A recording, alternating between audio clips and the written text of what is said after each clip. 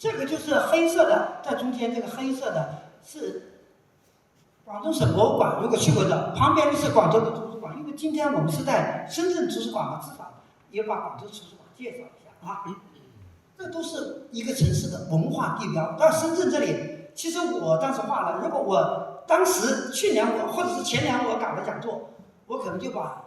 这个图书馆就给画的，我就画了个人民中心，因为只能选取一两样，我就画了改革开放纪念馆，因为我们这个孩子跟那个结合啊。如果是前年我来过这，我一定会画在那个人民广场旁边啊。我是留了空位，看以后有机会能不能补进去。啊，这个是海珠桥，到过广州都知道，广州海珠桥是广州这个新中国成立来第一座桥，它实际上3几年就有，后来给日本人炸了，然后50年代又重新再恢复建了。最早是个英国还是德国建的一个桥，所以我写了桥建广州。一看，这是广州的老中轴线，刚刚看的是新中轴线，就是广州珠江新城的那个新中轴线，这个是老中轴线。好，这个是广州新美术馆，现在叫3合1美术馆，因为它有那个非遗，还有广东省文学这个创作馆在这里面。你看那里边人都很小，这里边的人真的就跟千里山从那个人几乎是一样大，就小指甲盖那么大啊！因为这只是画了个局部，所以你刚才看视频的时候，你们几乎看不到这种建筑，因为太快了，只能看大感觉。我现在就是放一点局部的细节，你看，包括所有的船都要不一样，每个船有每个船的独特的造型，还有城市不断的在建设，高楼大厦以前的古画是不可能出现的。但是今天你的城市在发展，你必须要画这个东西。一般画这画的时候，它就没有人间仙境那么好看啊。但是你画画还得提炼，所以我们会照一些镜，但是又得反映改革开放以来的变化。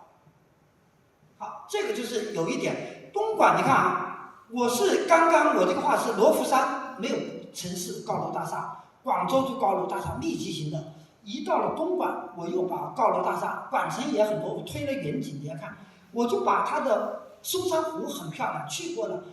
华为小镇你知道，那我就这个就是作者的宣传，没有一个人叫你画哪，那我就把松山，因为我去过很多次松山湖，觉得它很漂亮，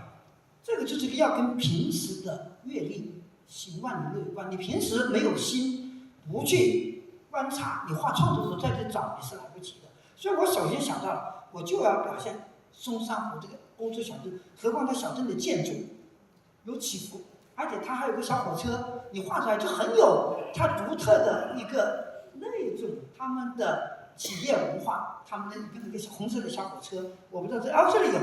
底下看到没有那个小火，哎，你可以想象叮叮当当那个声音，刚才我们的视频可能有一点，它就可以带到那个情景，这也就是一种照镜的手法。你要选几个？如果我把深圳画了密集的房子，广州也画，你东莞画，这个画就堵死了。所以我们国画讲，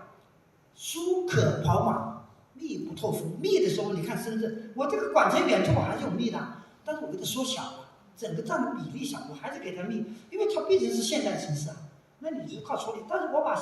疏朗的、有节奏的房，我就放到前景，这就是处理的不同了。你看我这里有个桥引进去的。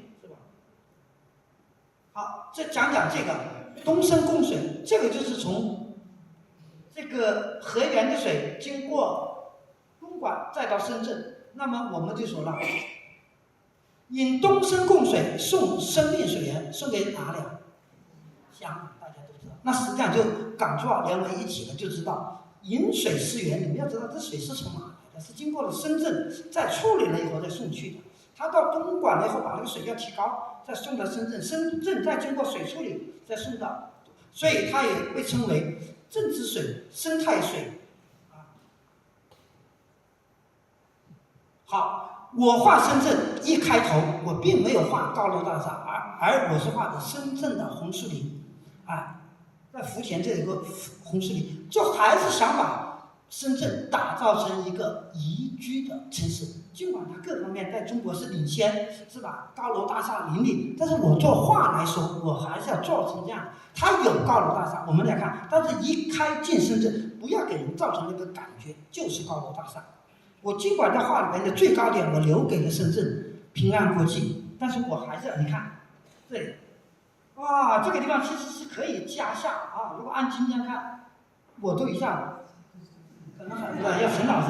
深圳图书馆在什么位置？应该我就后来加了一个改革开放纪念馆，它在旁边，我就给它搬了一下。对，其实我是把很多我跟你讲，我这个叫移花节目，因为深圳我们一定要表达上市敲那个钟啊。股票交易把那个钟拍在这个改革开放的一个上面，就这个楼，他后来他原来的楼是租的，现在是建的，所以我都查过历史。你要画原来的楼，它只是个租的楼，他也搬过2次啊。这个是最早的国贸，那个啊，因为象征了我们以前来深圳觉得看的最高的就是，我是80年来过深圳看展览，那个时候的深圳给我感觉就是一个农村，找不到一块平地，坐了个车都是那么。